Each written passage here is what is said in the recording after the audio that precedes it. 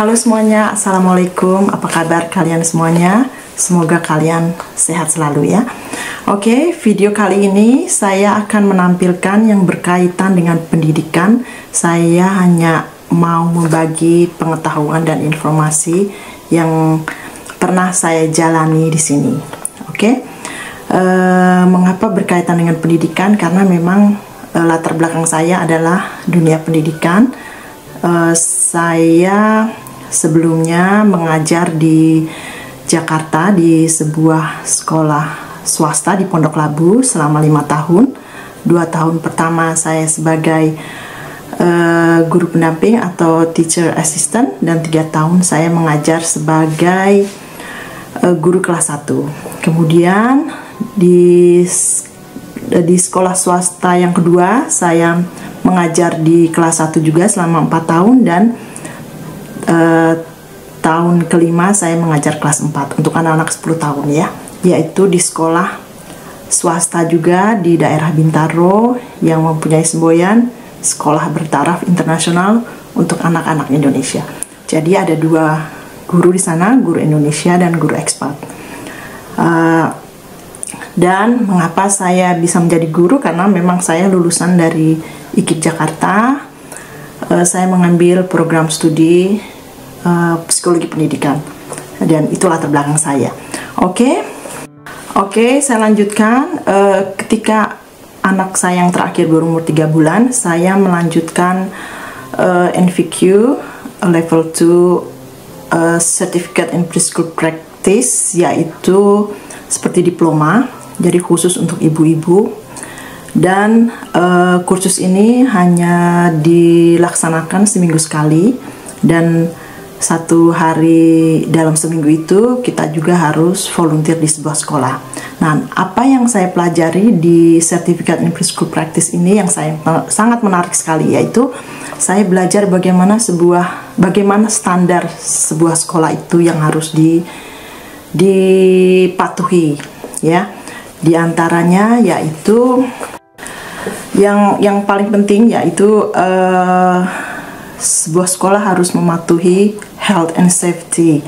Jadi ini karena saya praktisi guru ya. Jadi bagaimana sebuah sekolah itu mengaplikasikan peraturan-peraturan yang sudah ditetapkan pemerintah. Yaitu diantaranya misalnya alat kebersihan untuk sebuah sekolah, misalnya ada bleach, sapu, ataupun yang lainnya, itu harus ditempatkan di tempat yang terkunci atau ruang yang terkunci sehingga anak-anak tidak bisa mengakses tempat tersebut.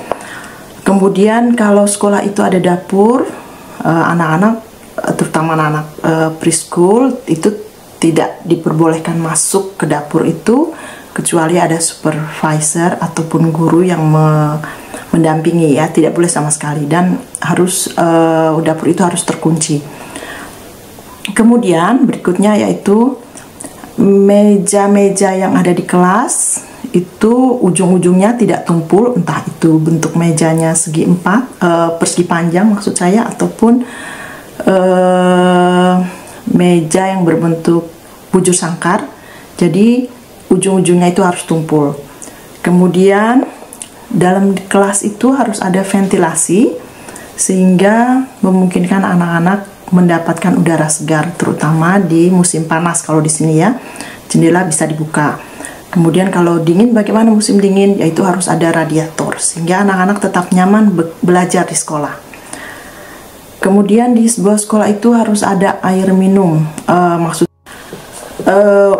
Untuk air minum ini yaitu sekolah-sekolah biasanya di sini ya, sebagian besar mempunyai water fountain yang dimana anak-anak itu bisa minum langsung di water fountainnya, ataupun mereka bisa membawa botol kosong diisi di situ. Ataupun kalau sekolah itu kecil sekali, misalnya 1 kelas, ada yang sekolah TK-nya 1 kelas, jadi mereka tidak punya water fountain, yaitu gurunya menyediakan teko besar yang diisi air dan gelas-gelas kosong sehingga anak-anak bisa minum sewaktu-waktu.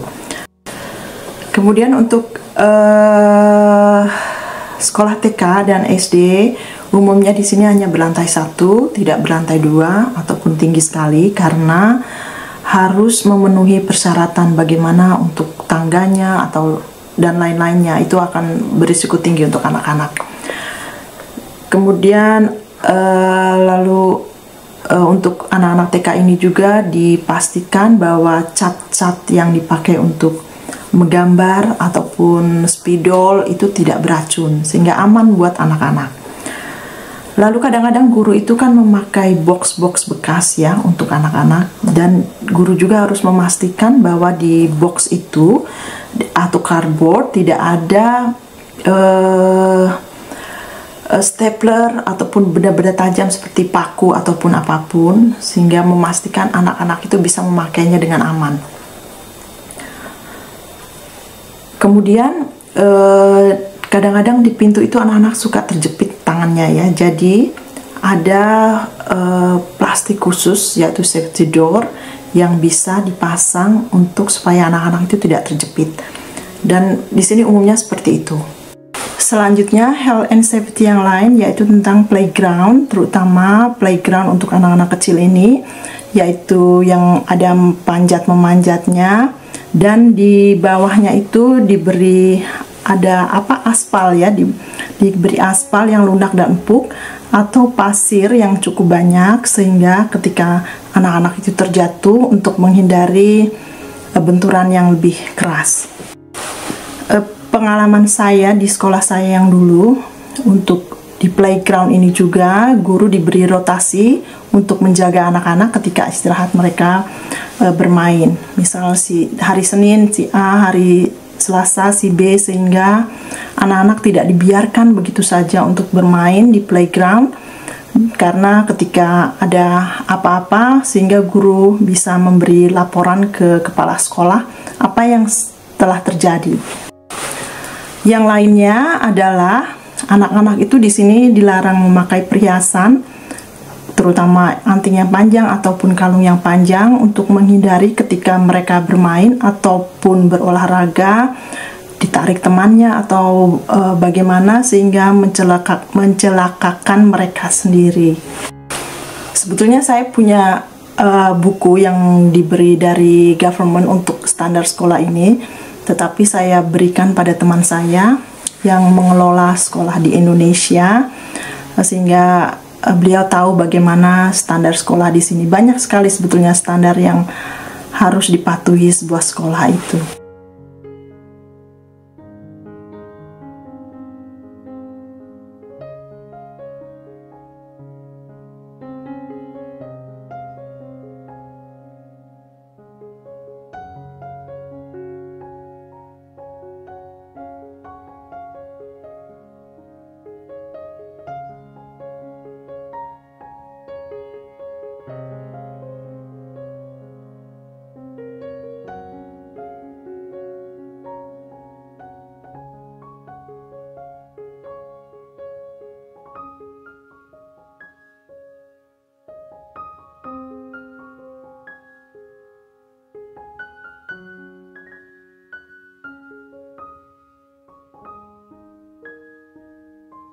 Selanjutnya, standar yang lain adalah child protection, di mana hak seorang anak itu betul-betul dilindungi. Dan ini contoh yang pernah saya alami, yaitu waktu anak-anak saya bersekolah, kita itu orang tua diberi formulir yang harus diisi. Di antaranya adalah kita keberatan tidak bila anak kita di foto untuk misal brosur sekolah ataupun newsletter, dan bila kita keberatan sekolah akan menghargai itu. Lalu contoh child protection yang lain adalah saat summer di sini untuk anak-anak TK biasanya mereka diminta untuk membawa sun cream, tapi sebelumnya orang tua diberi surat, yaitu bagian mana guru bisa membantu untuk membalurkan sun cream tersebut untuk anak orang tua tersebut. Misalnya ada orang tua yang hanya mungkin anaknya dibantu untuk dibalur di muka saja, ada orang tua yang tidak mau guru membantu untuk membalurkan sun cream di tangan atau di kaki atau mungkin yang lainnya.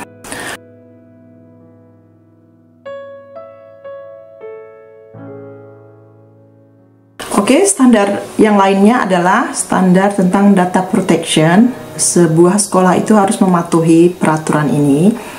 Semua data anak harus betul-betul disimpan secara aman ya, dan rahasia. Yang boleh tahu itu hanya pihak sekolah. Jadi pihak luar tidak boleh tahu sama sekali dengan data-data anak. Dan ini juga ada pengalaman waktu saya menjadi orang tua murid. Jadi waktu itu kita ingin tahu alamat satu sekolah, satu kelas anak-anak itu, supaya kalau ada playdate kita tahu rumahnya dan kita tidak bisa minta ke sekolah. Jadi antara orang tua murid satu kelas itu kita kasih formulir, kemudian diisi data-data anak kita, sehingga ada satu orang tua murid yang mengorganisir tentang data-data anak ini, karena sekolah tidak mau sama sekali memberinya. Lalu tentang data protection ini, standar yang lainnya adalah anti diskriminasi, di mana setiap anak itu mempunyai hak dan kesempatan yang sama di sebuah sekolah. Salah satu contoh praktik anti diskriminasi ini adalah sebuah sekolah memasang poster selamat datang dari berbagai macam bahasa. Dan bagaimana bila di sekolah ada murid yang mungkin penglihatannya tidak sempurna. Untuk di TK biasanya kadang-kadang untuk mainan Play-Doh-nya itu diberi seperti apa ya, glitter yang bersinar-sinar. Jadi itu untuk anak-anak dengan pandangan yang tidak sempurna bisa melihat dengan sedikit jelas. Kemudian praktek lain adalah di sekolah itu mengadakan misalnya Chinese New Year ya, Chinese New Year tahun baru Cina. Jadi saat tahun baru Cina itu sekolah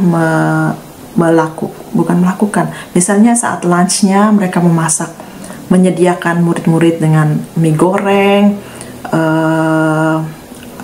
dumpling, masakan khas Cina, sehingga anak-anak mungkin ada di situ ada yang Chinese merasa mereka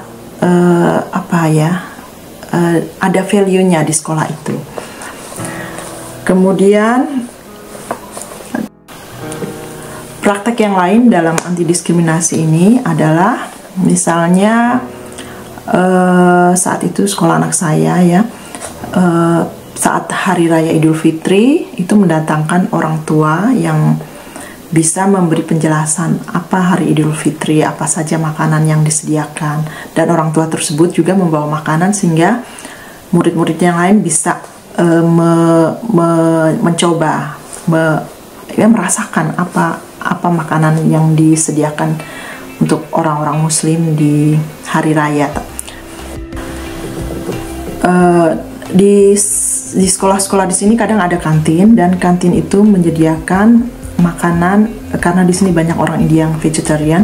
Jadi mereka menyediakan makanan-makanan untuk vegetarian ataupun tidak menyediakan daging babi untuk orang-orang Muslim ya. Itu contoh untuk anti diskriminasi yang lain, yaitu di tempat parkir disediakan tempat parkir khusus untuk disable. Ini mungkin khusus untuk ada orang tua yang anaknya memakai kursi roda, dan pintu di sekolah juga itu harus ukurannya harus pas untuk kursi roda ya.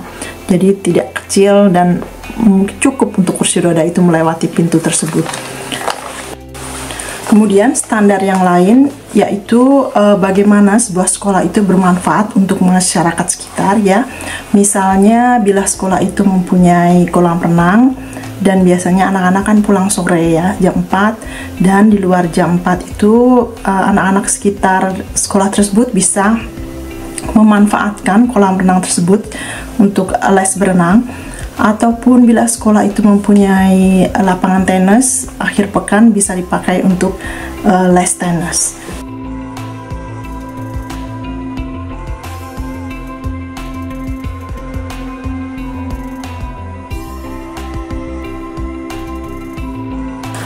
Oke, itu beberapa standar yang harus dipunyai di sekolah di sini, mulai dari TK sampai universitas ya, itu harus ada.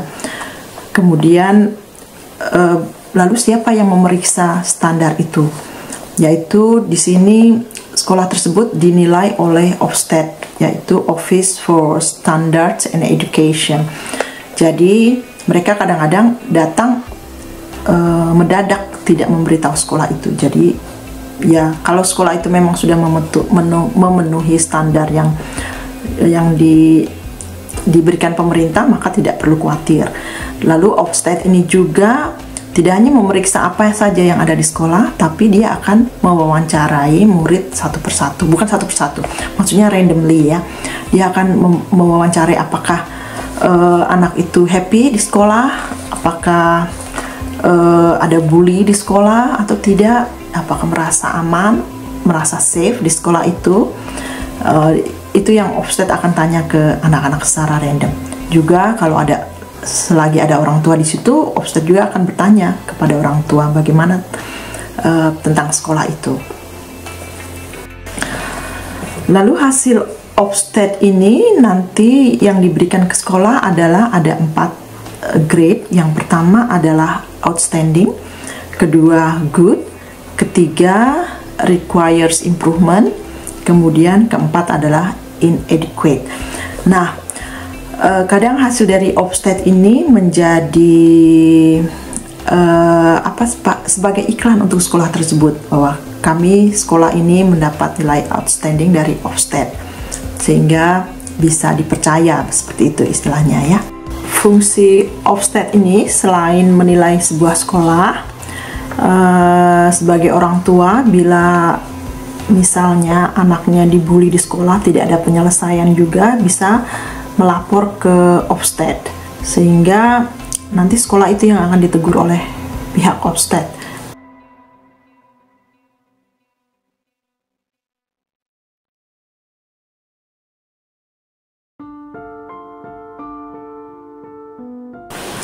Pengalaman saya selagi saya mengambil Certificate in Preschool Practice ini, yaitu waktu itu pemerintah memberikan bantuan grant sebesar 600 pound.